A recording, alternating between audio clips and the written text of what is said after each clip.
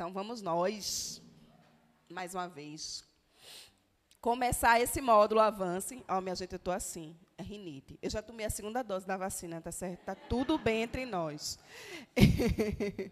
E aí, a gente vai retomar o módulo Avance, lembrando que nós, no ano passado, estávamos no módulo Os Dons do Espírito, né? Pode pegar uma folhinha dessa, viu, Maria Helena também, já tem uma. Nós estávamos no módulo de Dons do Espírito, e aí a gente vai retomar esse módulo, chamando ele de Escola do Espírito, tá certo? E, como no ano passado, não sei se vocês lembram, mas eu lembro, o pastor trouxe para vocês a explicação do Falar em Línguas, baseado naquele livro de Luciano Subirá. Né? Então, ele apresentou capítulo por capítulo aqui no Avance do Falar em Línguas, a linguagem sobrenatural da oração. E aí, a gente não vai se deter muito no tema Falar em Línguas, mas, se vocês tiverem dúvidas, tá certo, pode perguntar. E também esse livro, ele fica disponível na internet em PDF. Você pode baixar ele para ler e tirar dúvidas. Então, esse módulo, que é a Escola do Espírito, vai ser dividido em 2 submódulos, que é a vida no Espírito e os dons do Espírito. Hoje a gente vai falar de a vida no Espírito. Vai começar esse submódulo, a vida no Espírito. Então, para a gente começar, nós vamos orar. E eu quero dizer da minha gratidão a Deus de poder retomar a escola, de poder estar ensinando, que é fazer a coisa que eu mais gosto de fazer no ministério, que é ensinar. E, para mim, é sempre uma alegria quando eu posso fazer isso. E, nesse tempo, então, que a gente está vivendo tão diferente, é um privilégio. Então, nós vamos orar agora com a nossa irmã Adriana. Amém. Glória a Deus. Então, como eu disse para vocês, a gente vai começar hoje esse submódulo da Escola do Espírito, que é a vida no Espírito. E eu queria que vocês abrissem aí a sua Bíblia em Hebreus, capítulo 6. Hebreus, capítulo 6. Os versos de 4 a 9. Hebreus 6, de 4 a 9. Amém.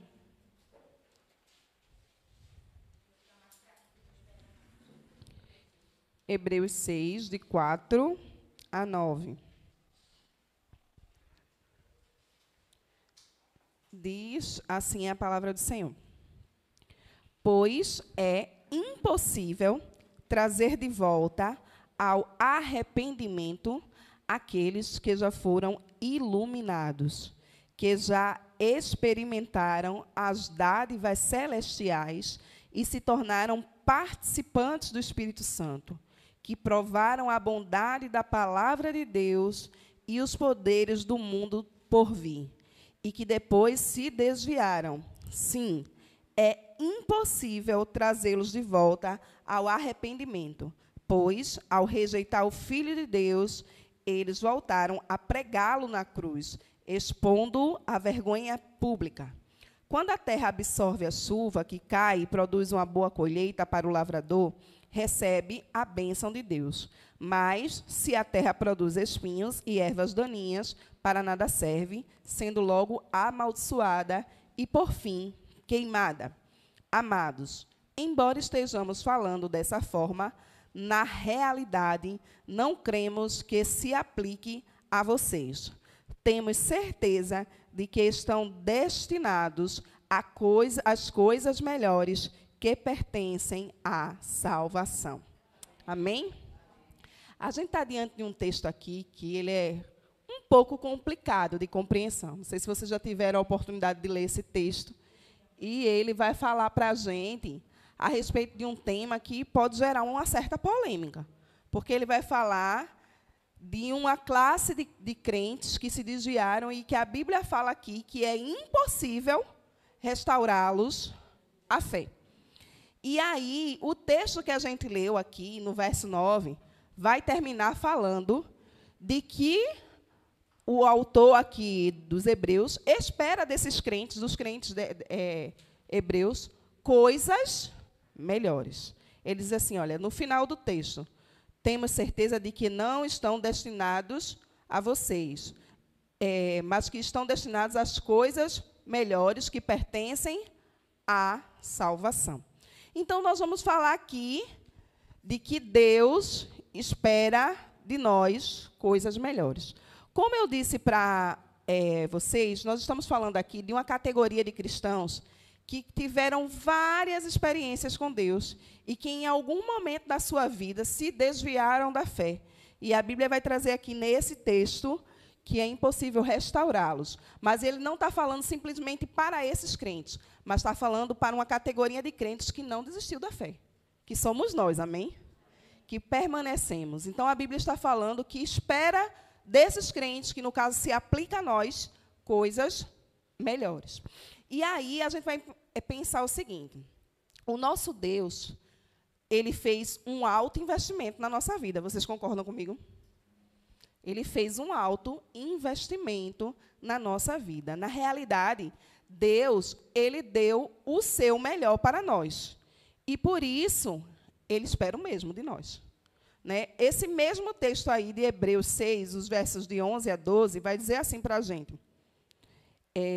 Eu fico aqui, perdida aqui, porque a letrinha é pequenininha. Né? Vamos lá. Nosso desejo é que vocês continuem a mostrar essa mesma dedicação até o fim, para que tenham plena certeza da sua esperança.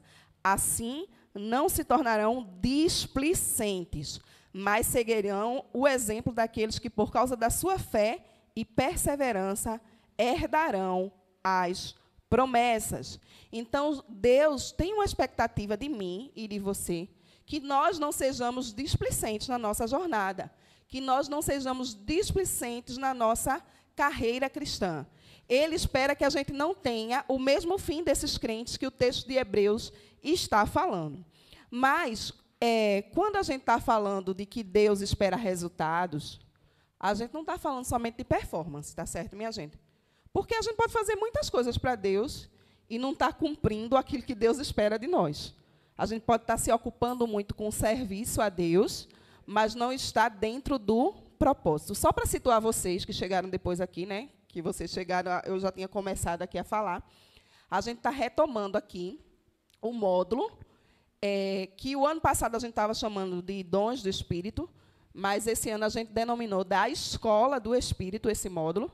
E esse módulo está sendo subdividido em 2 módulos, que é a vida no Espírito e o segundo submódulo, os dons do Espírito. Tá certo? Então, hoje a gente começou a vida no Espírito. Então, vamos retomar aqui aquilo que a gente estava falando. Então, Deus tem uma expectativa de nós, de que nós sejamos diligentes. E eu me lembro muito dessa expressão de uma irmã lá de Umbuzeira, a gente fazendo as visitas, né, que comumente a gente faz quando chega lá. Aí, lá na casa da irmã Maria, a mãe de João Pedro, né? João Paulo. Aí ela dizendo assim, Deus espera, não é assim que a Bíblia diz, que vocês sabem que tem aquele versículo que está na Bíblia do povo, não está na Bíblia mesmo, né? Faz tua diligência. Na Bíblia, na versão de Umbuzeiro, tem esse texto. Faz a tua diligência. Mas, de fato, Deus espera que nós sejamos diligentes. Que a gente não só cumpra aquilo que Ele deixou para nós cumprirmos, mas que façamos isso remindo o tempo. Isso é ser diligente. É não ser atrasado, moroso, ficar procrastinando a atividade. Para amanhã eu faço, depois eu faço. Não. É hoje e eu vou fazer bem feito. Então, isso não tem a ver com performance, mas tem a ver com aquilo que Deus investiu em nós. E aí, depois vocês podem ler essa parábola lá em Mateus 21, que é a parábola da vinha. Ela está lá, descrita por Jesus. E nessa parábola, a Bíblia diz que o Senhor arrendou uma vinha e contratou trabalhadores, porque ele esperava que aquela vinha desse fruto. E diz que aqueles trabalhadores não fizeram com que aquela vinha produzisse e mataram aquelas pessoas que cuidavam da vinha para aquele dono da vinha. E aí, a Bíblia diz que ele vai e envia outros, que seriam os profetas. Essa é uma descrição do reino de Deus. E a Bíblia vai dizendo que o dono da vinha chega e diz assim, olha, vocês não produziram nada, eu mandei meu próprio filho aqui, e vocês decidiram matá-lo. Então, eu vou entregar essa vinha a outras pessoas, para que essas outras pessoas possam dar frutos, para que essa vinha possa produzir. Então, isso é uma referência clara de que Deus espera que a gente produza. Sabe? A gente não pode simplesmente achar que eu tenho que manter minha fé e isso está bom. Não, não está. A gente precisa entender que existe uma frutificação e que Deus espera isso de nós. Ele espera o resultado. A Bíblia nos diz lá no livro de Isaías que o Senhor Jesus verá o fruto do seu penoso trabalho e ele vai se alegrar. Então, há uma expectativa do céu em relação a nós, a produção de fruto. Então, a gente deve entender que Deus espera essas coisas melhores de nós, que, a princípio, têm relação com a nossa produção de fruto. Ele espera que a gente produza. Esse seria um entendimento mais coletivo dessas coisas melhores. Mas, dentro desse contexto, do texto que a gente leu de Hebreus 6, de 4 a 9, o que seriam essas coisas melhores? Vocês podem acompanhar aí o segundo ponto, entendendo coisas melhores no seu contexto.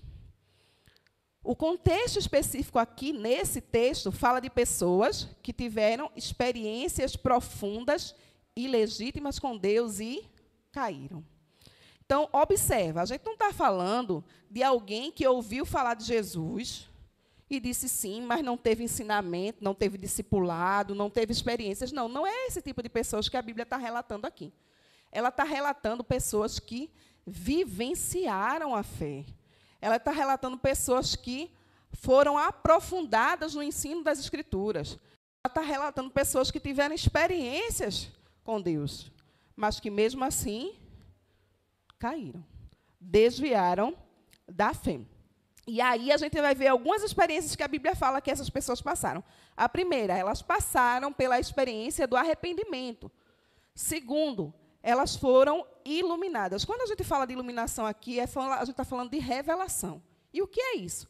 É a gente abrir a Bíblia, ler a Bíblia e a palavra ser revelada para nós. A gente tem uma compreensão mais profunda do que aquele texto está falando.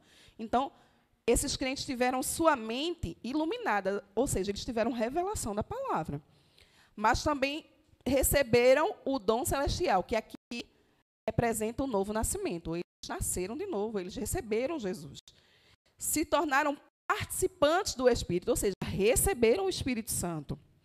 Provaram a boa palavra de Deus. E aqui é mais ou menos aquela ideia de experimentar uma comida, se deliciar naquilo, sabe? De ler a palavra e aquilo fazer sentido para você e você colocar aquilo em prática na sua vida. Então, foi uma experiência profunda que esses crentes aqui tiveram. E, além disso, ele fala, experimentaram o poder do mundo vindouro. Eles experimentaram o sobrenatural. Minha gente, imagina o nível de experiência e de comprometimento que essas pessoas tiveram. E aí, a Bíblia está falando que essas pessoas tiveram, sim, uma experiência genuína com Deus, mas elas caíram. E aí, a gente pode ficar pensando, isso pode acontecer? Você já parou para pensar, se perguntar isso? Mas será que isso pode acontecer? Uma pessoa ter passado por tudo isso e, de repente, se desviar da fé? De repente, dizer, não, eu não creio em mais nada disso? A Bíblia diz que pode. E que é impossível restaurá-los à fé. Essa é uma expressão de apostasia, de se desviar. Por quê? Minha gente, presta atenção. Se desviar de uma maneira de que não há mais volta. Como assim, pastora? Alguém se desvia, isso quer dizer que nunca mais ela vai ser crente? Não, não é isso. Você conversa com várias pessoas que se desviaram e elas dizem assim, não, mas eu sei que eu estou no caminho errado. Não é? Existe um reconhecimento de que aquele caminho não é o caminho que ela deveria estar seguindo. Ou então ela vai dizer, eu tenho saudade do tempo que eu estava na igreja. Né? Ou então a pessoa diz assim, olha, eu não faço certo tipo de coisa não é porque eu saí da igreja que eu vou sair fazendo tudo que é de errado, não. Ela ainda guarda um temor a Deus. Né? Então, observa, existe ainda na mente e no coração daquela pessoa uma fé. Existe ainda na mente e no coração daquela pessoa um temor ao Senhor implantado. Então, não é desse tipo de gente que a Bíblia está falando aqui. A Bíblia está falando de pessoas que tiveram experiências, que provaram o dom e se desviaram de que forma? Eu não creio mais nisso.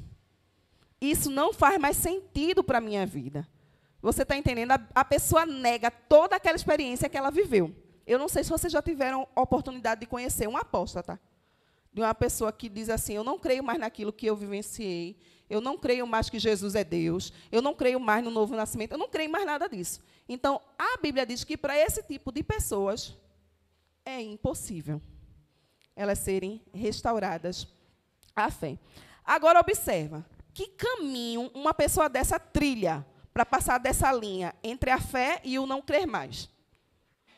Vocês já pensaram o que é que pode levar alguém a chegar nesse ponto? Alguém poderia compartilhar aí seu pensamento?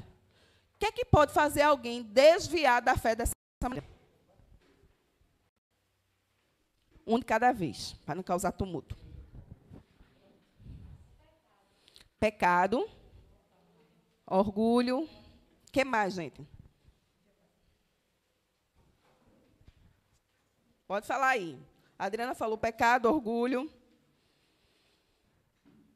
O que é que faz alguém que teve todo esse tipo de experiência, né? Arrependimento, iluminação, dom celestial, participar do Espírito Santo, provar a boa palavra, experimentar os poderes vindouros.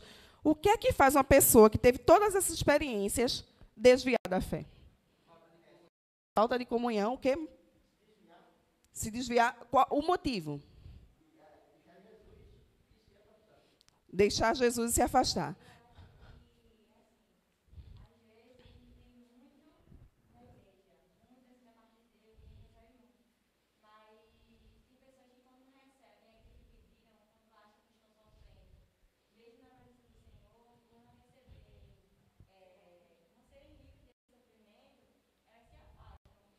Está falando de frustração. É isso? Então, falta de comunhão, frustração, abandonar Jesus, orgulho. Todas essas são características que podem levar alguém a se afastar, é verdade. Mas alguém ficar numa condição que é impossível de restaurar a fé, tem algo mais, vocês não acham, não? Por quê? A gente encontra essas pessoas lá fora, que se afastaram por questões de abandonar Jesus, por questão de frustração, por questão de falta de comunhão, de pecado, de orgulho. Mas alguém que a Bíblia diz que é impossível restaurar a fé, essa pessoa, o texto vai nos explicar, e é sobre isso que a gente vai conversar. Essa pessoa vai cruzar essa linha porque ela feriu a pessoa bendita do Espírito Santo, porque ela fez aquilo que a Bíblia nos orienta a não fazer, que é não apagar o Espírito, que é não extinguir o Espírito. Então, essa pessoa cruzou essa linha. Ela, devido a tudo isso que vocês foram falando aqui, falta de comunhão, frustração, pecado, abandono da fé de Jesus, ela foi apagando o Espírito, o fogo do Espírito dentro dela. Isso faz sentido para vocês? Vocês estão conseguindo entender e acompanhar? Então, a gente precisa considerar que a gente deve deliberadamente lutar contra a possibilidade da gente naufragar na nossa jornada, porque ela existe. Vocês entendem? Porque, vejam, muitos de nós aqui tiveram experiências tremendas no ato da conversão, ou até mesmo durante a caminhada cristã. Muitos de nós aqui já passamos por experiências que dá para contar um livro, na nossa experiência, na nossa jornada cristã. Mas a grande questão não é tanto como a gente começa, mas sim como a gente termina. Então, a gente pode ter começado de uma maneira extraordinária a nossa jornada com Jesus, mas a gente deve permanecer lutando para chegar bem lá no final, para permanecer até o fim, para que a gente possa concluir essa jornada. E aí é onde entra essas coisas melhores que o texto de Hebreus, capítulo 6, de 4 a 9, está falando para a gente. Essas coisas melhores estão relacionadas à ação do Espírito Santo na nossa vida. E ele diz, a gente colocou assim, na vida cristã, a ação do Espírito Santo não é como um opcional de um carro. Quem já foi comprar carro aqui sabe. Aí diz assim, olha, trava elétrica, vidro, ar-condicionado, tem os opcionais, né?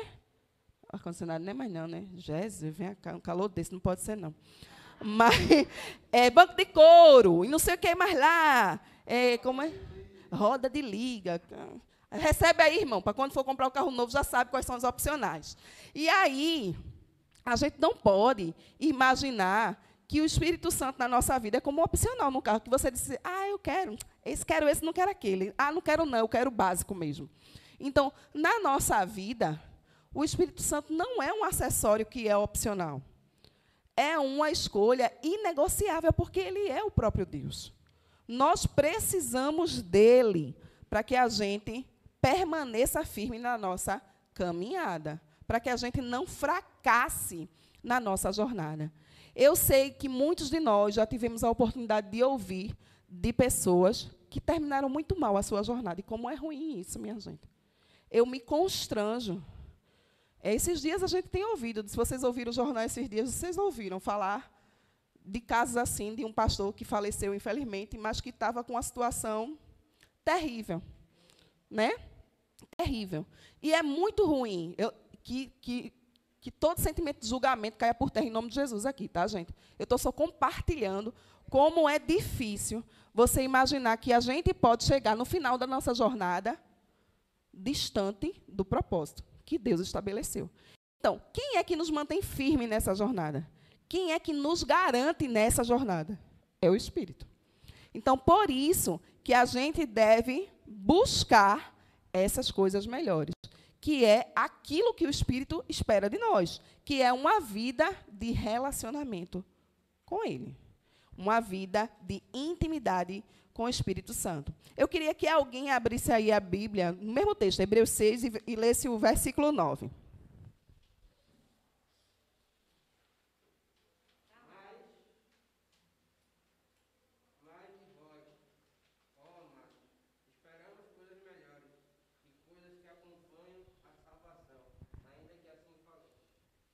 Então, mais uma vez, aí a gente está ouvindo o Senhor falando a esses crentes e a nós que espera coisas melhores. E a gente fica pensando assim, mas o que é exatamente essa expectativa de Deus em relação a nós? Qual é essa expectativa? Hebreus 6, 9. E a resposta, minha gente, a esse questionamento de qual é a expectativa de Deus em relação a nós, a gente vai encontrar nos versículos anteriores, os versículos 7 e 8. Outra pessoa leia, Hebreus 6, 7 e 8. Porque a terra que absorve chuva, que frequentemente cai sobre ela, produz planta-uvas para aqueles que cultivam, recebe a bênção da parte de Deus. Mas se produz espinhos e ervas daninhas, é rejeitada e está perto da maldição, e o seu fim é ser queimada. Observa. Eu não sei se você já tiver a oportunidade de ler esse texto, a gente já leu Hebreus algumas vezes aqui, né? Então, faltou 6? Não, é Hebreus 6, de 7 a 8. Então, a gente já teve a oportunidade de ler algumas vezes, e a gente vai, quando a gente se depara com esse texto, eu não sei se vocês têm essa impressão, mas, a princípio, quando a gente lê, parece que esses 2 versículos que Silvano leu estão perdidos no meio do nada. Parece que eles estão soltos, parece que eles não fazem parte da história. Parece que alguém copiou e colou errado. Aí, né? Porque ele começa falando de crentes que abandonaram a fé e tiveram essa experiência genuína com Jesus, e de repente ele começa a falar do solo, né? Ele começa a dizer assim, a terra que levou chuva, produz não sei o quê, nananã, e a outra que produz abrolhos e ervas daninhas. Aí você faz, onde cotou que eu perdi essa parte? Mas a gente não está falando aqui de algum texto que está perdido dentro do contexto, não é isso. Na realidade, a gente está aqui sendo apresentado a uma parábola, a uma alegoria. O texto aqui escrito, essa parábola, ela é uma representação de 2 tipos de terra que representam 2 tipos de crentes. Silvano leu para a gente aí os versos 7 e 8. No verso 7, a gente vai ver quem, Silvano? Uma terra que é boa, né? E diz aí, uma terra que recebeu chuva e que produz, ela dá fruta, essa terra. E no verso 8, a gente vai ser apresentado a uma terra que produz erva daninha e abrolhos. Então, não seria uma terra boa. Então, a gente está diante de uma terra boa, que representa o crente bom, a gente vai dizer assim, e diante de uma terra ruim, que representa o crente ruim. Aquele que o pastor quer bem longe, e o capeta quer bem perto. Sabe como é, né? O tipo de crente. Então, a gente aqui, diante desse texto, a gente vê que fica claro que é uma alegoria, porque lá no final do verso 8, lê de novo o verso 8, Silvano. Mas se produz espinhos e ervas daninhas, é rejeitada e está perto da maldição, e o seu fim será queimado. Então, vê só, a Bíblia está falando de 2 tipos de terra. E no final ela vai dizer assim, o seu fim é ser queimada. Mas a terra não queima, minha gente. Não é verdade? A terra queima? Não. Então, é lógico que ele está falando de uma alegoria. A gente está falando de que fogo aqui, meu povo? Não é o do Espírito, não. Bom se fosse o do Espírito. É o fogo do inferno. O incinerário é outro aqui. A máquina de incineração aqui é a máquina do inferno. Eu estava falando para a Vanderlei que, enquanto a gente estava vindo, calor danado, né? A gente reclamando do calor. Aí eu dizendo assim, meu Deus, a Bíblia fala do inferno como um lugar onde o fogo nunca se apaga e o bicho nunca morre. Jesus, olha, está puxado, minha gente. Então, esse fogo aqui é o fogo da condenação eterna, que a Bíblia está falando. Ela diz que essa terra que não produz, essa terra que só produz abrolhos e ervas daninhas, ela é lançada para ser queimada. Então, ela está falando do crente ruim. Ela está dando o destino eterno destes que se desviaram, que abandonaram as experiências anteriores. É a condenação eterna. Mas aí você pode se perguntar, e eu me pergunto, o que gera a diferença entre uma terra e outra? Porque as duas são terras, né? Mas uma produziu coisa boa e a outra só coisa ruim. E aí o que é que gera a diferença? O que é que torna uma frutífera e a outra incapaz de produzir frutos? E aí, mais uma vez, você pode pensar, a Bíblia começa falando aí, no verso 8, que a chuva caiu sobre essa terra que produziu. E no verso 7, melhor dizendo. E no verso 8, ela não fala de chuva. Aí você pode dizer assim, então choveu sobre uma terra e não choveu sobre a outra. Então, essa terra produziu porque tinha chuva e a outra não produziu porque não tinha chuva. Então, se a gente for por esse caminho, a gente vai pensar assim, a culpa não foi da terra. Não é verdade? Porque quem é que manda na chuva? É a terra? Não, mas quem manda é Deus, na chuva. Então, se Deus escolheu essa terrinha aqui para cair chuva e a outra para não cair, ele sabia que essa daqui não ia dar fruto e aquela dali ia dar. E a gente podia pensar assim, quer dizer que Deus agora chove mais na vida da irmã Zésia do que na vida de Adriana. Aí, você está entendendo? Isso não é verdade bíblica. Porque a Bíblia diz que o Senhor ele faz nascer o sol e cair a chuva sobre justos e injustos. A sua palavra declara isso lá no livro de Mateus, capítulo 5, versículos de 45 a 46. Então, a gente vai entender que não tem relação com a chuva. Não é isso. E eu falando desse exemplo, que Deus faz cair a chuva sobre justos e injustos, isso é no mundo natural. E no mundo espiritual também. A Bíblia diz no texto de Joel, capítulo 2, que ele faria cair o seu espírito sobre o que, minha gente? Toda a carne.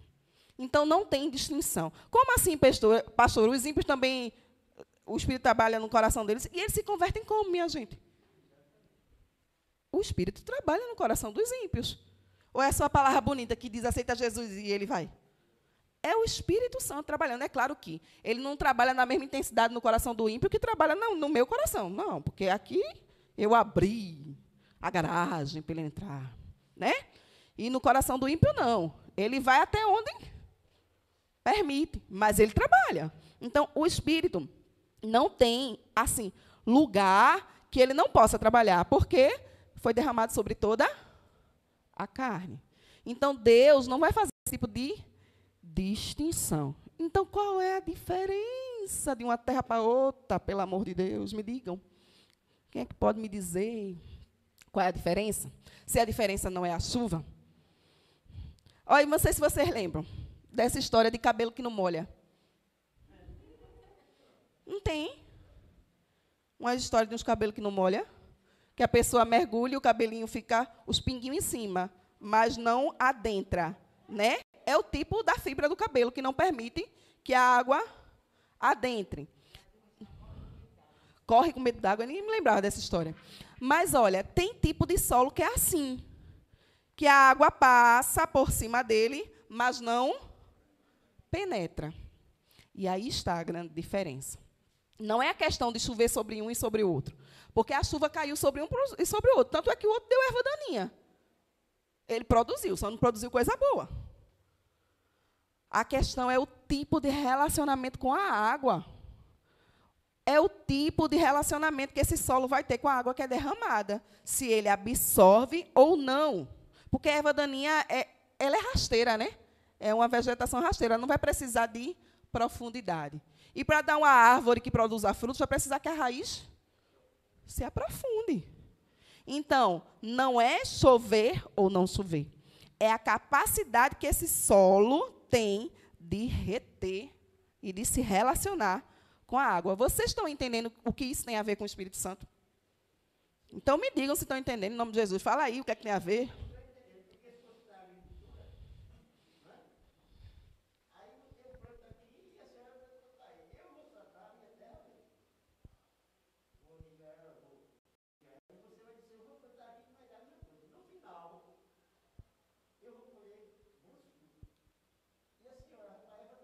Isso.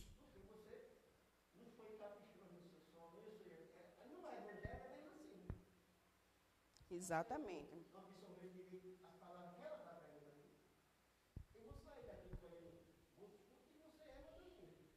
Exatamente. Então, o que vai fazer a diferença na vida de um e de outro é o tipo de relacionamento que ele tem com o Espírito. Porque vocês sabem que a água é uma das representações do Espírito Santo. Então, à medida que eu preparo o meu solo e torno esse meu coração uma terra boa para receber dessa água, mais eu vou reter, mais eu vou absorver e mais eu vou produzir, né? Mas se meu coração não é preparado, não é amolecido, não é, né, escavado lá, a gente não vai ter condições de produzir como o Senhor espera. O maior segredo da nossa caminhada cristã é essa interação com o Espírito Santo. E, minha gente, essa talvez seja o grande X da questão. Esse talvez seja o grande X da questão. Por quê? Porque a gente tende a menosprezar a pessoa do Espírito Santo. A gente tende a achar que ele... Não, a gente até considera ele uma pessoa da Trindade, porque a gente já foi ensinado sobre isso, né? Ele é pessoa, ele é Deus... Mas a gente acha que ele é o menorzinho. Como se existisse o maior, o médio e o menor. Como se a gente... Não, Deus Pai. Aí Jesus se submete a Deus, ele é menorzinho. E o Espírito se submete a Jesus. Então, ele é o menor de todos. É a raspa do tacho da Trindade. Não existe isso, tá, gente? Deus é trino. E as três pessoas são de igual importância e de igual poder na Trindade. Entendeu? Então, a gente não pode menosprezar a pessoa nem a ação do Espírito Santo. Ele é Deus.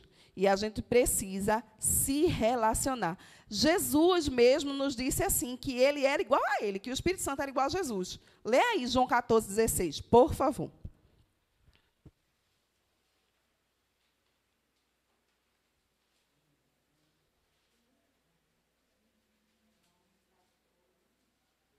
(14:16).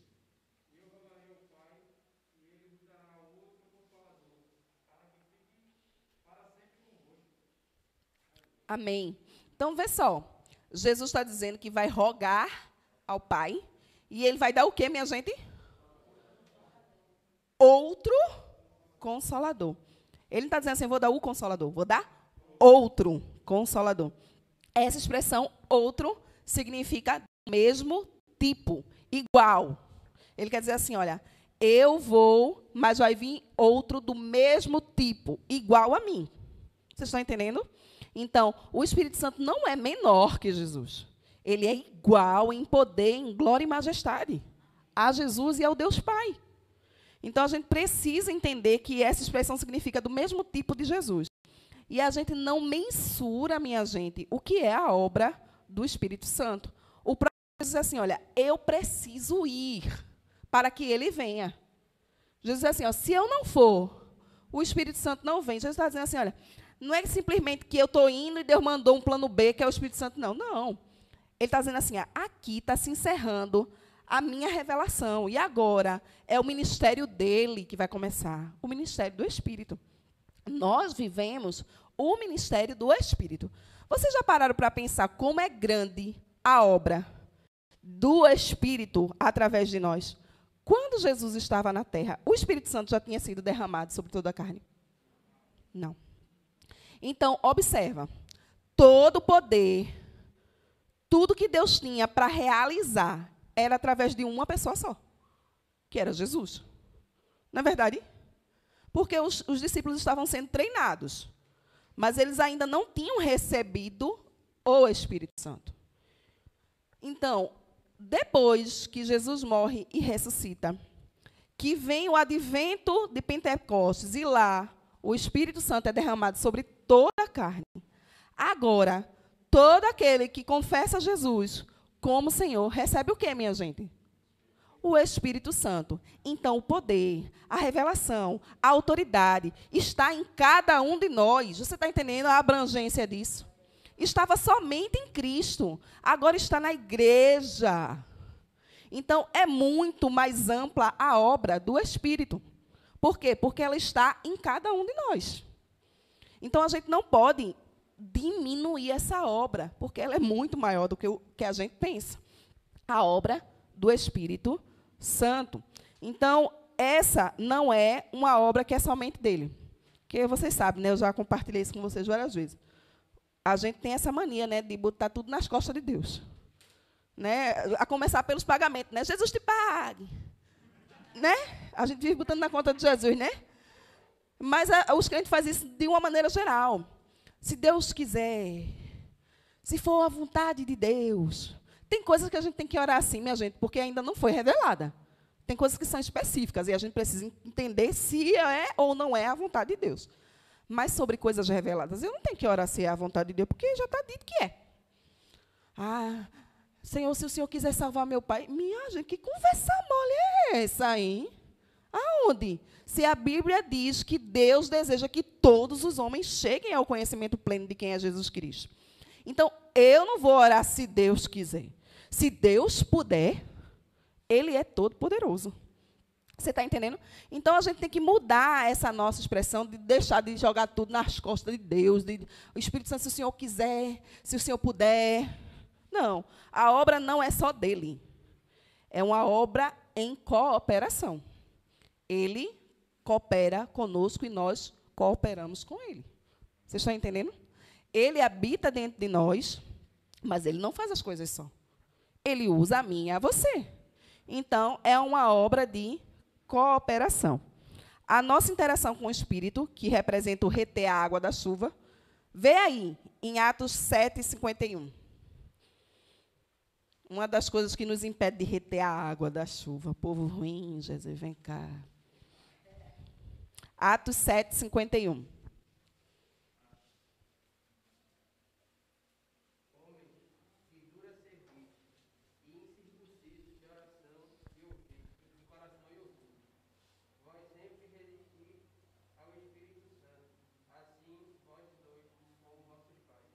Vocês estão ouvindo? Isso aí é o discurso de Estevão. Aquele discurso que Estevão disse assim, eu vou morrer, mas eu vou falar tudo. Vocês já leram? Minha gente, é coisa linda.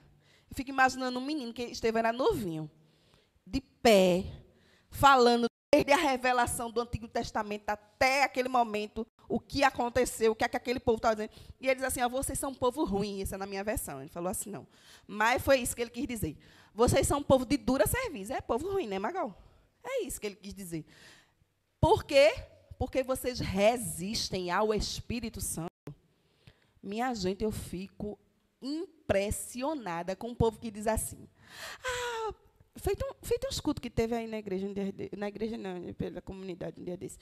Porque Deus me curou, porque Deus fez isso, tapioca mordeu beijo na minha vida e não sei o quê. Mas eu não quero Jesus hoje, não. Minha gente, é melhor Jesus levar, né, não? Que dura serviço é essa que a pessoa resiste ao Espírito Santo? E aí, Estevão está dizendo assim, olha, vocês são iguais aos antepassados de vocês, aos pais de vocês, que também resistiam ao Espírito Santo de Deus. Isso é uma coisa antiga, minha gente. A gente lê Gênesis, o povo vivia muito, não vivia? Matusalém, 900, não sei quantos anos, Tapioca, Modeu, Beiju, não sei quantos anos, não. Aí chega Noé. Deus disse assim, eu vou acabar com essa história de vocês estarem vivendo tanto. Para quê? Para passarem 1000 anos resistindo ao meu espírito? Foi isso que ele disse. Eu vou diminuir o tempo de vida, porque eu não quero me aborrecer tanto com vocês, não. Porque vocês vivem muito para resistir muito ao espírito. Então, observa desde quando isso acontece. E isso agride a pessoa de Deus. Porque a gente está resistindo ao próprio Deus, porque o Espírito Santo é Deus. Então, a gente precisa entender que, quando a gente resiste ao Espírito Santo, a gente está impedindo que essa água seja retida. O Espírito Santo é assim, ó. Não sei se você já ouviu uma conversa dessa de crente. Rapaz, porque eu já fiz isso, viu, crente? Eu estou confessando meu pecado aqui. Uma vez eu sonhei com uma pessoa que eu trabalhava com ela. Um sonho nada a ver para mim, né? Uma confusão tão grande. Aí eu pegava carona com essa pessoa. E eu me lembrando do sonho, né? E o Espírito Santo dizendo, conta ela, conta ela, conta ela. E eu, mas não tem nada a ver esse sonho. Eu vou contar um sonho doido desse. Não contei. Trabalhei de plantão, nananana, voltei. No dia, aí era assim, eu trabalhava 12/60, um dia sim, 2 não, né? No dia anterior ao meu próximo plantão, eu sonho o mesmo sonho. E no mesmo sonho, a voz de Deus me dizia assim, conte a ela. Quando eu entrei no carro, eu disse, olha, eu tenho um sonho para te contar. Já para, né? Porque o negócio estava puxado para o meu lado. Por quê? Porque a gente resiste ao Espírito Santo de Deus. Vocês nunca resistiram, não, né? Aqui ninguém nunca resistiu, né? Graças a Deus, porque só na minha casa essas coisas acontecem. Mas, às vezes, a gente está recebendo direções da parte de Deus. Faça isso. Dê essa palavra àquele irmão. Tenha essa ousadia, mas a gente resiste. E isso faz com que a gente deixe de reter essa água. Meu irmão, hoje é um tempo da gente se consertar. Sabe? Se Deus está falando com a gente, obedeça. Diga, meu irmão.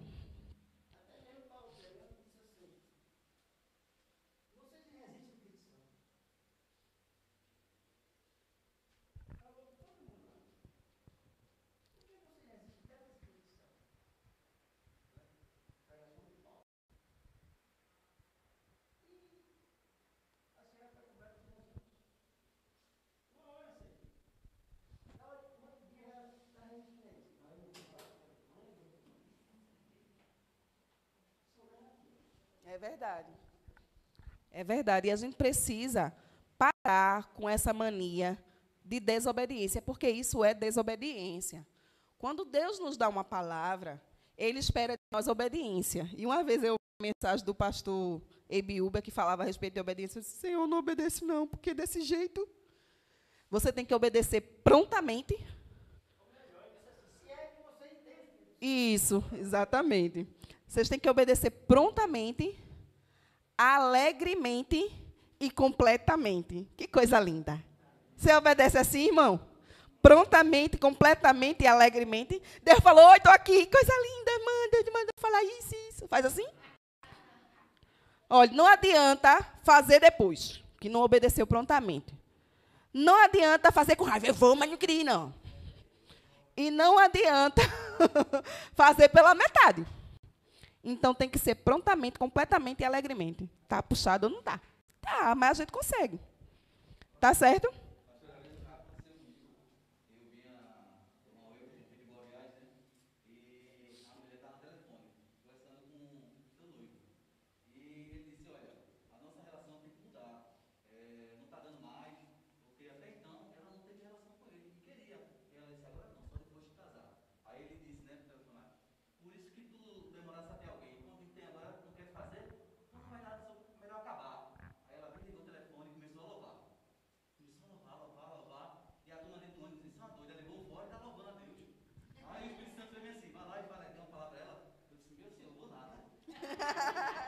Aí eu disse, Senhor, se eu descer na integração, e se ela aparecer na minha frente, eu dou a palavra a ela. Senhor. Bonito é isso, né? Não é mesmo? Aí eu peguei, aí ela saiu na frente. Daqui a pouco, quando eu desço do ônibus, a mulher na minha frente. Eu disse, Senhor, se ela pegar Olha os crentes como é. Aí eu peguei, quando eu entro no ônibus, uma porta, ela entrou na outra. Eu disse, Senhor, tá lotado. Se sair todo mundo, ela fica de frente, eu pego. Meu Deus do céu. Tenho profunda admiração por você. Vá, continue. Foi a primeira vez que eu compreendi, eu digo, meu Deus do céu. Foi sair todo mundo, ela ficou de frente pra mim. Eu disse, agora tem que falar. Aí Né? eu fui, falei, pedi parar e desci 3 minutos. Foi muito caro. Pois é, mas eu estou brincando com o Silvano, mas a gente faz isso mesmo, minha gente. A gente tem essa mania de resistir ao Espírito. E a gente precisa entender que, se a gente quer manter comunhão com Ele, a gente precisa obedecer. E, sabe, muitas vezes a gente tem uma ideia assim, da revelação da vontade de Deus para a nossa vida, de que Deus não me revela a sua vontade. Né? Muitas vezes a gente diz isso e pensa assim. Mas sabe por quê? Porque a gente não obedece pequenas instruções. Muitas vezes essas pequenas instruções são um treinamento de Deus para nos dar coisas maiores. É testar a nossa obediência. Então, olha, filho, eu estou mandando você fazer isso, dá lá a palavra da mulher no meio do ônibus, né? E aí, muitas vezes a gente não consegue obedecer pequenas coisas. Então, Deus, assim, eu não posso revelar coisas maiores. Você não está pronto ainda. Então, a gente tem que começar a aprender a reter essa água. Ou seja, não resistir ao Espírito Santo. Quando o homem resiste à ação e à obra do Espírito, ele faz com que o Espírito se retraia. O que é que a gente quer dizer com isso? Nenhum homem tem o poder de apagar o Espírito, mas tem o poder de apagar a obra dele na vida dele. Você está entendendo? Porque a gente não tem condições de eu vou matar o Espírito Santo. Eu não tenho condições de fazer isso. Mas eu tenho condições de afastá-lo. Eu tenho condições de apagar o fogo dele dentro de mim. Né? Olha aí, 1 Tessalonicenses 5,19. Alguém leia.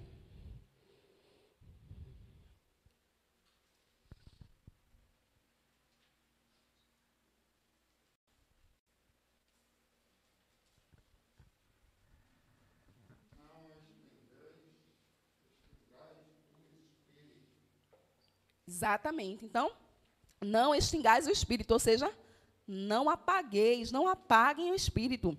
Não enfraqueçam a sua obra na sua vida. E todas as vezes que a gente resiste, que a gente não obedece, que a gente se afasta porque a gente tem medo, porque a gente é tímido, porque a gente é isso, aquilo, a gente está enfraquecendo a obra do Espírito na nossa vida.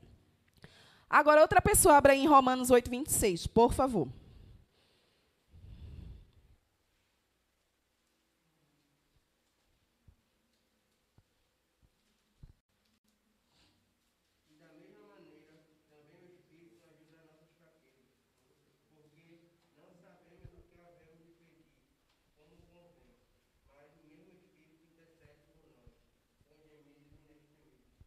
Amém. Então, a Bíblia está nos dizendo aí, o texto de Paulo aos Romanos, que, da mesma maneira, o Espírito nos ajuda na nossa fraqueza. E essa palavra ajuda, quando eu falo, Magal, eu estou precisando de ajuda, que nem eu estava gritando aqui para o Magal, mas foi porque eu queria que tu viesse para a aula, disse, Magal. Aí eu digo assim, Magal, eu estou precisando da tua ajuda para tu carregar isso. Ou, para tu me ajudar a carregar isso. Na realidade, eu estou querendo que Magal carregue, tá, minha gente? Vocês estão entendendo, né? Eu estou dizendo, Magal, para tu me ajudar. Ele vai dizer, precisa não, pastora. Aí pega, né? E leva. Eu estou querendo substituir. Eu estou querendo que Magal me substitua nessa tarefa. Eu não quero fazer, na realidade, eu quero que ele faça. Mas não é essa a obra do Espírito na nossa vida. Não é uma obra de substituição. Se você assim, Espírito Santo, me ajuda a carregar aqui. Ele vai dizer, tá certo, Albânia, tu pega de um lado, eu pego do outro. É cooperação. É diferente. Então, quando a Bíblia diz que o Espírito nos ajuda, nos auxilia nas nossas fraquezas, ela quer dizer que ele coopera conosco. Que tipo assim, eu estou triste, eu estou com vontade de morrer. Aí o Espírito vem dizer assim, não, você não precisa morrer, Jesus é o caminho, verdade, a vida, lembrando que Jesus ensinou. Mas eu quero ficar aqui, então fica, morre. Ele não vai dizer assim, não. Mas, se você não quiser sair dali, você vai morrer. Você está entendendo? O Espírito Santo vai te lembrar das coisas, vai cooperar. Mas tu tem que fazer uma forcinha, crente. Não é tudo ele que faz, não. É cooperação. Existe um trabalho mútuo. Ele não vai me substituir, nem substituir você. Ele coopera conosco. Ele não trabalha sozinho. Lê aí 1 Coríntios 12, 31.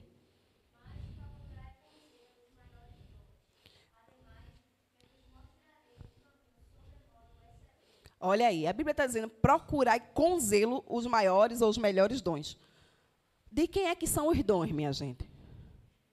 Do Espírito, né? Os dons são do Espírito. Mas quem é que tem que procurar, Adriana? A gente. Ah, porque eu não sei quais são meus dons. Eu estou há 24 anos na igreja, há 35 anos na igreja. Irmão, tu já procurou? É só a pergunta que não quer calar. Tu já procurou os dons? Porque a Bíblia diz que nós devemos procurar. É uma obra de cooperação. O que é procurar? Ah, vai ter um sopão na igreja, eu vou lá trabalhar, porque pode ser que eu me encaixe naquele serviço que eu gosto. Ah, tem a intercessão, eu vou lá participar. Ah, tem... A gente descobre dom servindo. É procurando. Nem em casa dizendo assim, é porque a irmã Zézia nem me chamou para o sopão. Ai, minha gente, pela fé no Filho de Deus, viu? Pense numa qualidade de crente que é difícil. Esse povo assim, ninguém me ama. Assim, ninguém lembra de mim. Por favor, irmão, se lança, se joga. Né? Se envolve. Procure com zelo os melhores dons. É isso que a Bíblia está dizendo. Então, o Espírito Santo, ele vai, sim, falar ao seu coração, no seu homem interior. Qual é o seu dom? Mas você precisa estar engajado. Você precisa estar procurando. Você precisa estar servindo. Né? Então, o Espírito Santo, ele interage conosco. E a gente vai ver isso no início da história da igreja. A pregação do Evangelho era um negócio nível hard, nível máximo, nível difícil. Chegava assim, Adriana, tá pecado, vai para o inferno. Não, não é assim não. Adriana, se você precisa confessar Jesus e tal, e a Adriana confessava Jesus. Terminou de confessar, diga sim para Jesus, Adriana. Diz sim, se converte, menina. Oxi. Pronto, sim para Jesus, disse. Terminou, era assim, ó. Receba o Espírito Santo. Era assim, minha gente. Terminou de dizer sim para Jesus, impunha as mãos para que aqueles crentes recebessem o Espírito Santo de Deus. Então, era uma obra de confessar Jesus como Senhor e Salvador, mas também de imposição de mãos para que aquelas pessoas recebessem o Espírito Santo. Por quê? Porque eles entendiam que era impossível viver a vida cristã sem confessar Jesus e sem receber o Espírito Santo de Deus. Então, a gente vai ver isso ao longo da jornada da igreja primitiva. Tem vários textos aí, Atos 8, capítulo 4, dos versos 8, verso 4, e os versos de 12 a 17. A gente também vai ver no relato lá de Paulo, quando ele se encontra com Jesus. Minha gente, a experiência de Paulo foi muito profunda, vocês sabem, né? Porque vocês não se encontraram com Jesus assim feito Paulo, não. Dá licença. Vocês ouviram o pastor pregar, disseram sim, glória a Deus, foram lá para frente, choraram, né? Eu acho que choraram, né? Eu chorei. Enfim. Mas Paulo estava andando para matar os crentes, Silvano. E, de repente, ele vê quem no caminho? Ele ouve a voz do próprio Senhor Jesus Cristo e diz assim, eu sou Jesus a quem tu persegues. Ele teve um encontro com Jesus. E ali, aquele momento, diz que depois dali, Paulo vai para casa e fica 3 dias. Quer dizer, ele foi para casa, ele vai para casa lá e fica 3 dias sem comer, sem beber e cego. Não é assim que a Bíblia diz? Então, foi uma experiência profunda que ele teve com Deus. E Paulo estava ali, ó, 3 dias sem comer, sem beber. Ele estava fazendo o quê, minha gente? Orando. Orando. E Deus vai olhar para Ananias e diz assim, o Espírito Santo, viu? Falando com Ananias. Vocês já pensaram isso, minha gente? Vai lá na rua Pedro Álvares de Cabral, 271, que tem um homem lá orando, ajoelhado, esperando que chegue alguém, põe as mãos e receba o Espírito Santo. Foi assim o recado. Porque ele vai lá na rua direita, na casa de um certo Barnabé, que está lá Paulo, orando, não sei o quê, disse o endereço, tudo certinho, o Espírito Santo. Ele disse assim, mas Deus... Ele deu uma resistidinha, não deu? Eu também ia dar, minha filha, eu dava um ré bem grande.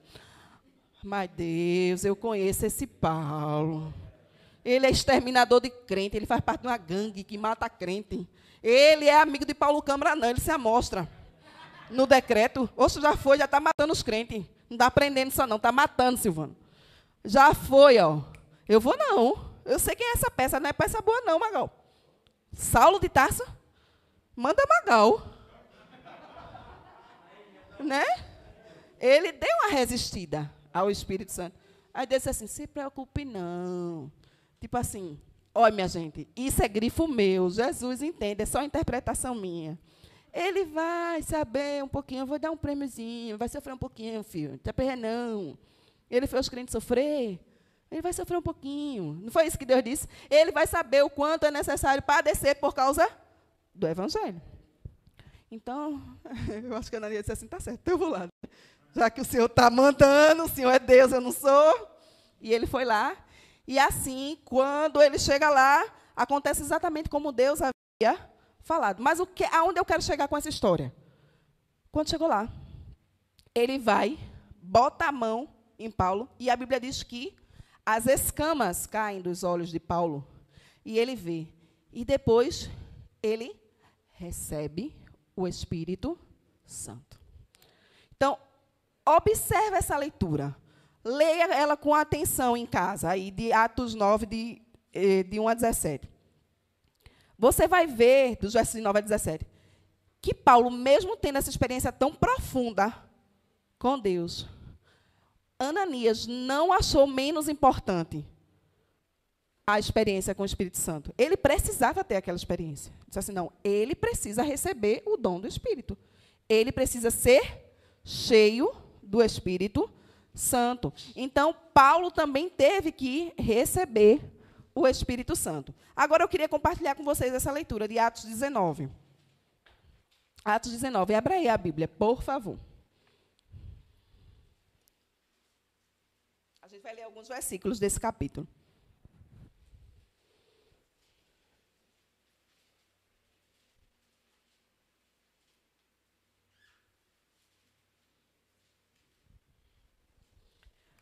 Vamos começar lendo os versículos de 1 a 3. Atos 19. Alguém leia, por favor.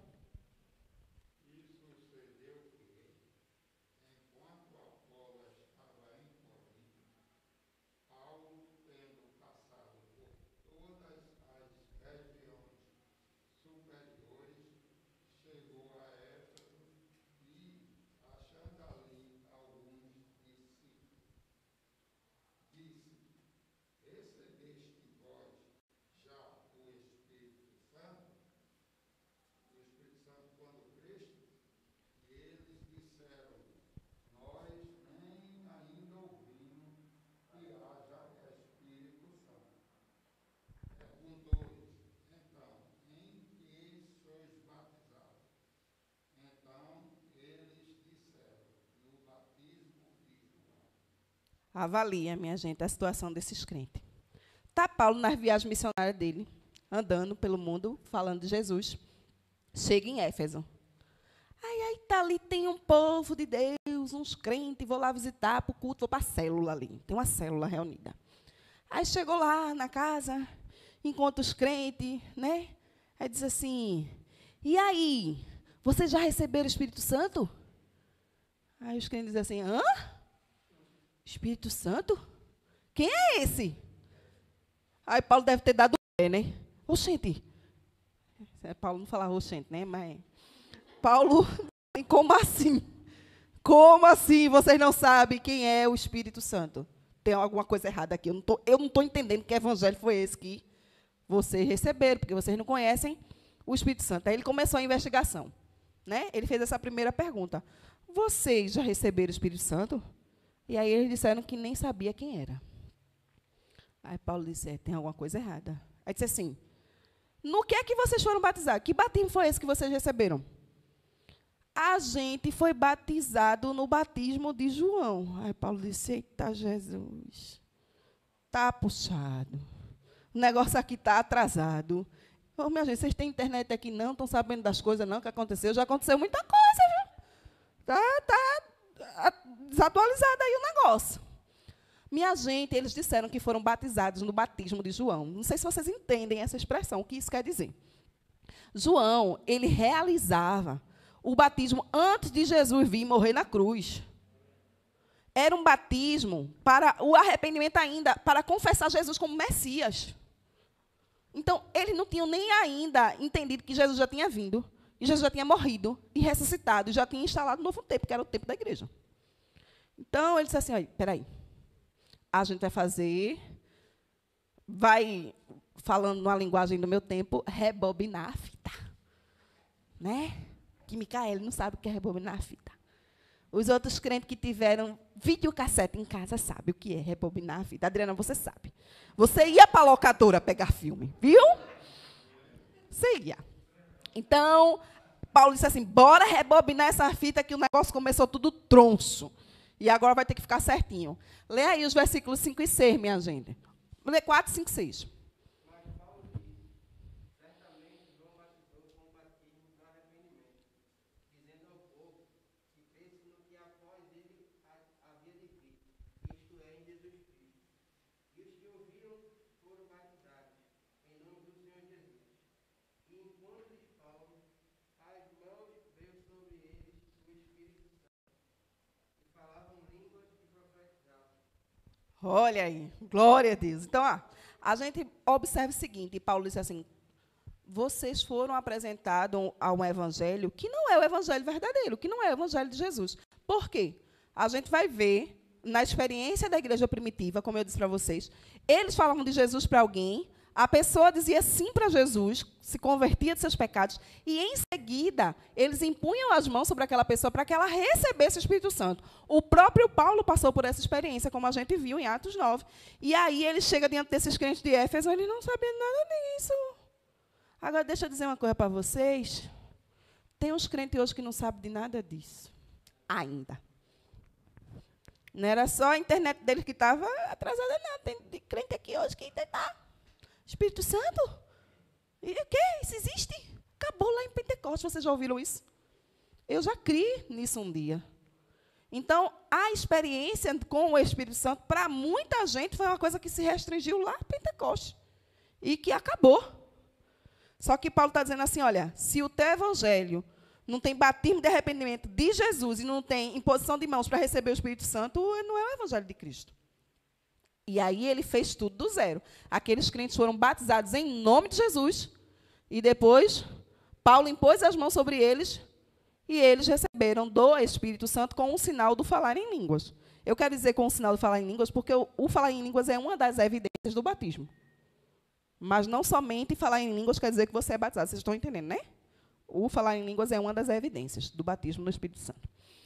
A relação com o Espírito Santo, como eu já disse para vocês, não é um acessório.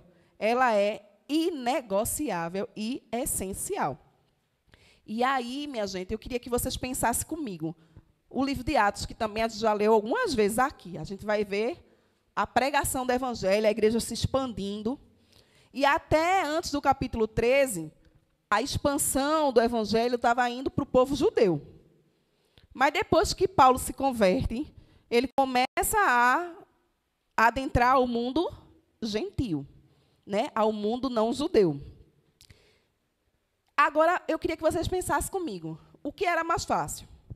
Pregar o evangelho para um gentil ou para um judeu? Pode responder, minha gente. Pode ficar à vontade.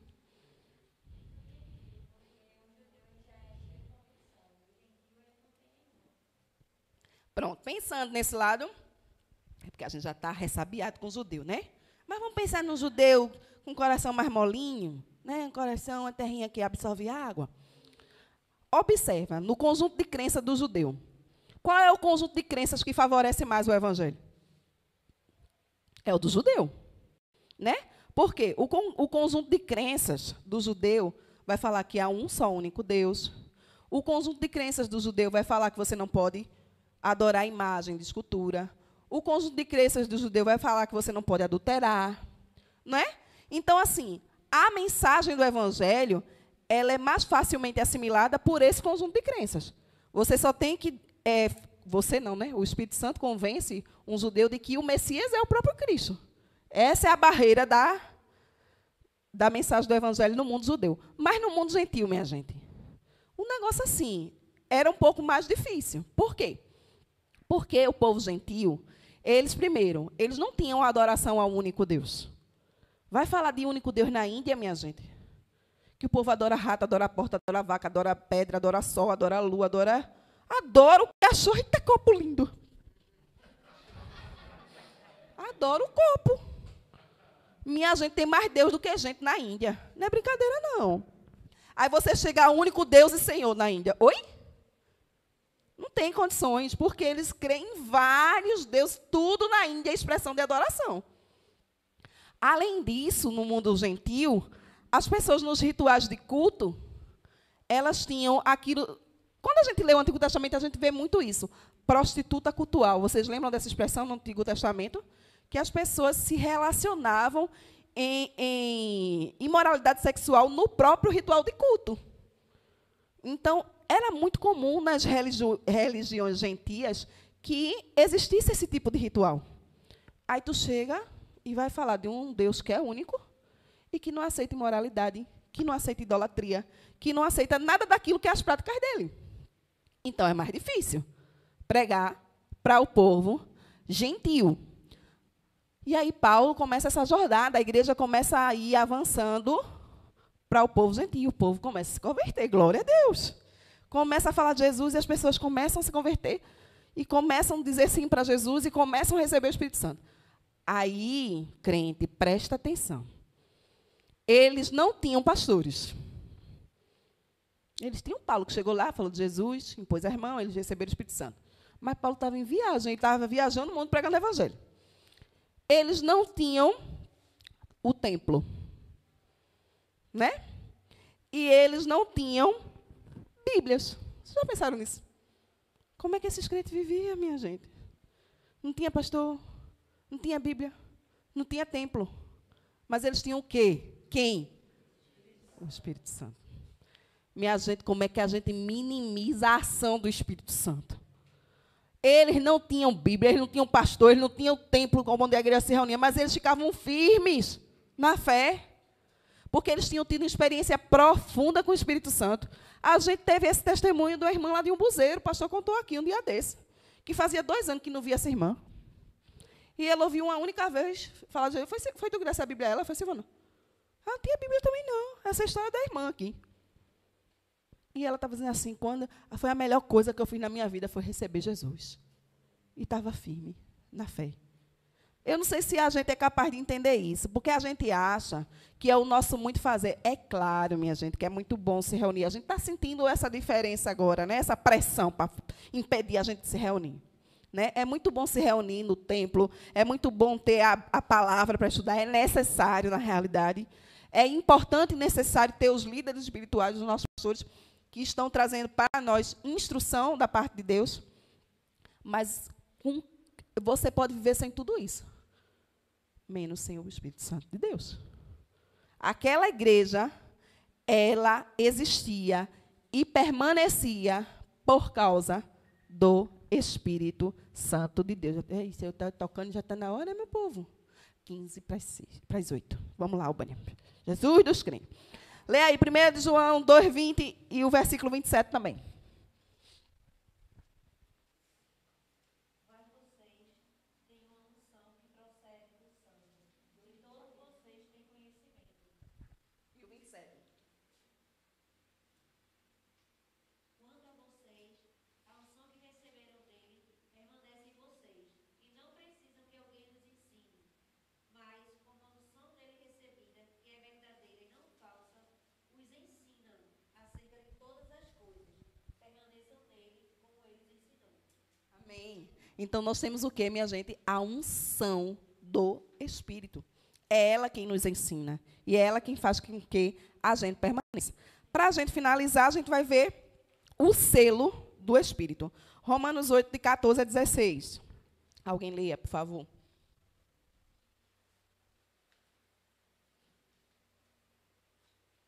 Pois todos os que são guiados pelo Espírito de Deus, esses são filhos de Deus. Porque não recebeste o espírito de escravidão, para outra vez estar sem temor, mas recebeste o espírito de adoção, pelo qual chamamos Abba Pai. Amém. O mesmo testifica com o nosso espírito que somos filhos. Amém. Então, a gente vai ouvir a Bíblia aí falando a expressão de ser guiados, né? Nós somos guiados pelo Espírito.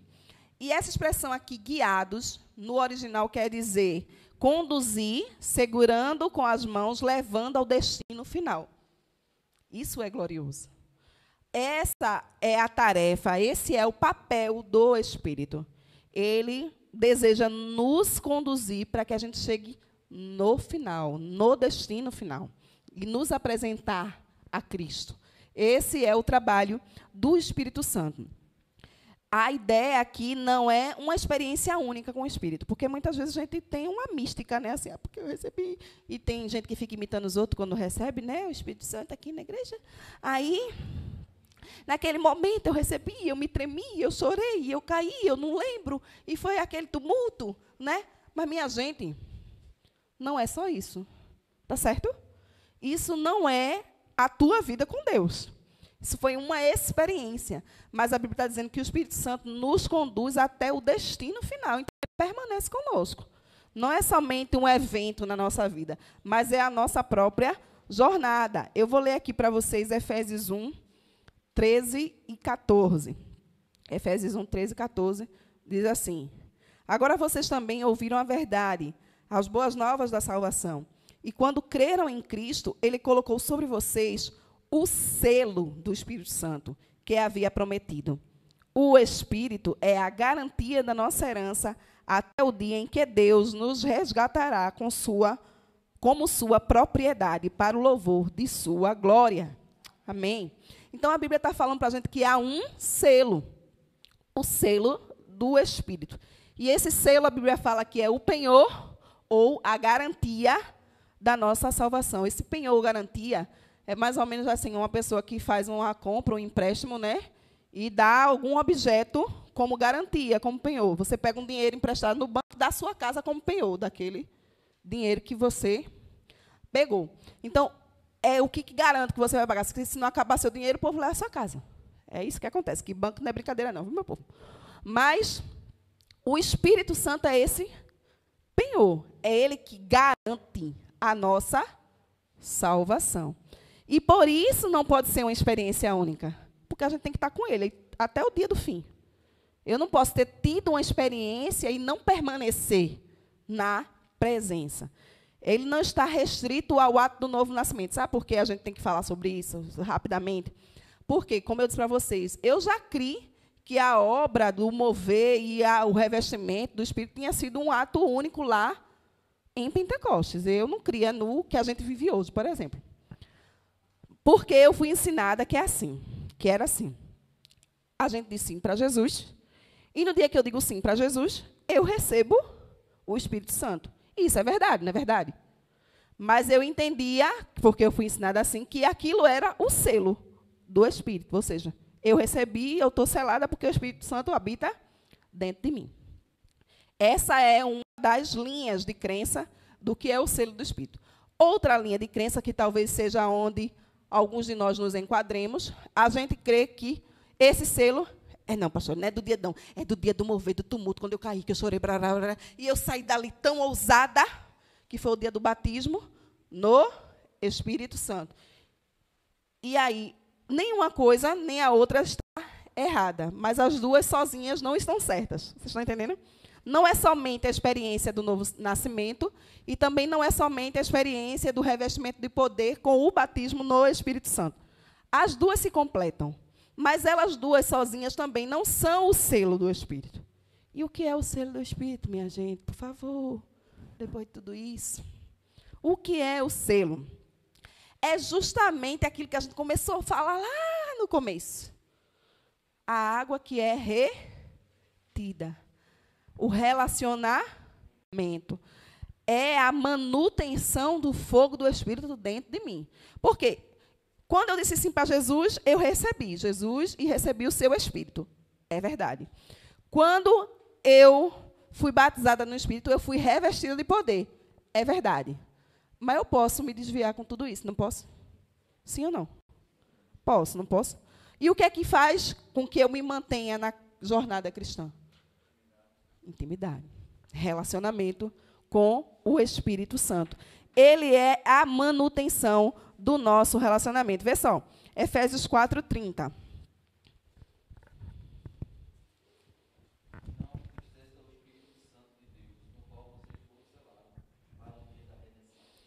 aí.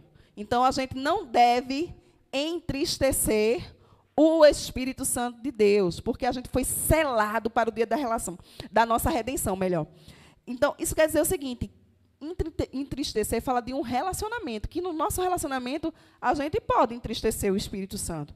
Mas, se eu me mantenho firme nesta relação, nesse relacionamento, ele se mantém em minha vida, e o seu fogo se mantém, e ele me entrega no destino final, que é o dia da minha redenção. Tá certo? Aqui, no texto de 2 Coríntios, eu botei aqui 13:13 ou 13:14, porque na NVI muda aí um pouquinho. Na NVI é 13:14, que é a bênção apostólica. Vocês podem ver depois aí, 2 Coríntios, 13:13 ou 13:14, que é justamente... digam aí para mim o texto da bênção apostólica, que eu estou sem fôlego já.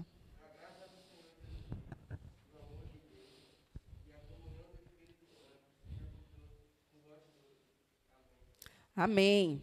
E aí, minha gente, a gente costuma ouvir os pastores falarem, né? A gente chama de bênção apostólica porque a gente denominou isso, mas né, não é exatamente assim que a Bíblia quer dizer esse texto, não. Mas a gente ouve os pastores falar isso no final do culto, né? E talvez a gente, às vezes, nem raciocina o que está sendo dito. Não sei se vocês já pararam para pensar nisso. Né? A graça de Cristo. Aí, se você parar para pensar, a graça de Cristo, realmente a graça de Cristo, né? Poxa, o que seria de mim sem a graça de Cristo? Porque foi a graça de Cristo que me salvou, porque eu não merecia. Mas Ele resolveu me amar e se entregar por mim. Que coisa linda, é forte demais a graça de Cristo, Leninha. Aí o amor de Deus, eita, Tigo, como Deus me ama. Deus me ama. Eu chorando no culto, Adriana. Desmantelada. Porque Deus me ama, meu Deus, que coisa linda, Deus me ama, Deus Jesus por mim, irmã Zéza. E a comunhão do Espírito. A comunhão do Espírito deve ser uma coisa interessante, que eu não sei o quê.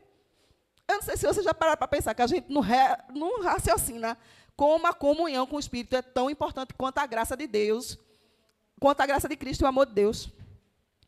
É como se a gente menosprezasse esse negócio de comunhão com o Espírito.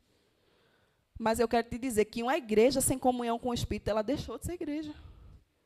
Porque nós estamos vivendo na dispensação do Espírito. Esse é o tempo dele. E o Espírito Santo é uma pessoa que anseia de nós relacionamento. A Bíblia diz que ele tem ciúmes de nós. Assim, mas Bia, rapaz, tu nunca mais veio para cá, para o nosso canto. Tu está ali sem querer conversar comigo. O Espírito Santo diz assim, ele tem ciúme da gente. Ele quer a nossa presença com ele. Por quê? Porque ele anseia por relacionamento. Para a gente finalizar, a gente vai ver aí, depois vocês podem acompanhar essa leitura, que é de Atos capítulo 9. Tem outra, eu botei outros versículos aqui, que vão falar justamente de como os cristãos da igreja primitiva chamavam o cristianismo. Hoje a gente chama de cristianismo. Eles chamavam de o caminho. Vocês já ouviram essa expressão em Atos, né? Aqueles do caminho, os cristãos do caminho, eles usavam essa expressão para se referir ao cristianismo. E isso faz muito sentido, porque a Bíblia vai dizer, Jesus vai dizer que ele é o caminho. Então, os crentes estavam seguindo o caminho, então eles estavam seguindo a Jesus. E há muitas promessas ainda no Antigo Testamento a respeito deste caminho, desse caminho que os crentes deveriam trilhar.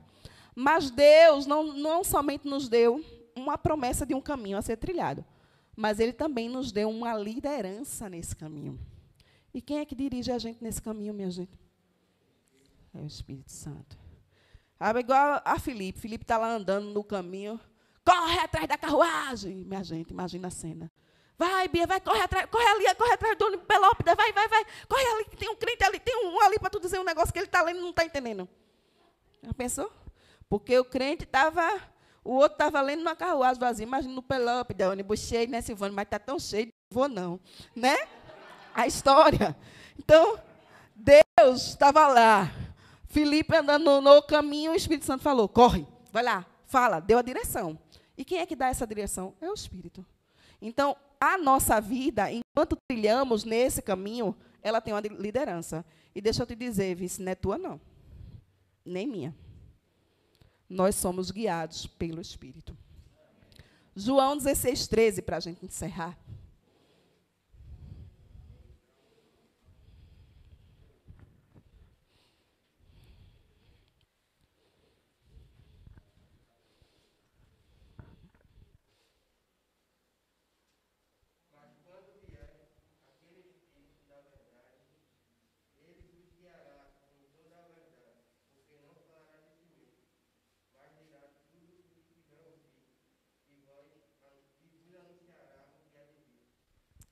Amém? Então, o Espírito, lembra do guiar, do ser conduzido, que é nos pegar pela mão e nos levar até o destino final. O Espírito nos guiará em toda a verdade. É Ele quem nos dirige. Se a gente tem dúvida, se a gente tem falta de convicção, a gente tem que estar diante dele, porque Ele nos guia, porque Ele nos dirige. E essa é a vida no Espírito. É uma vida que, como o próprio Jesus diz, a gente não sabe para onde vai, né? É guiado como uma folha no vento. Uma hora está aqui, outra hora está lá, porque a gente é guiado pelo Espírito Santo de Deus. Amém? Agora, vê só, meu povo, coisa linda de Jesus. Você que vai assistir essa aula gravada também. Você tem uma tarefinha, tá certo? No final, tem 3 perguntinhas. 4 perguntinhas para você responder e trazer para mim na próxima aula. Tá certo? Então, não dê uma de crente sem braço. E diga assim, esqueci. Eu perdi. Tu vai estudar, tá certo? E vai responder. E na próxima aula, tu vai me entregar as tuas respostas, tá bom? Essa é uma maneira de eu te ajudar a estudar, não é te forçar, não, porque ninguém aqui vai ser forçado a estudar, né? Vocês estão com sede da palavra de Deus. Amém? Vamos ficar de pé para a gente orar e encerrar.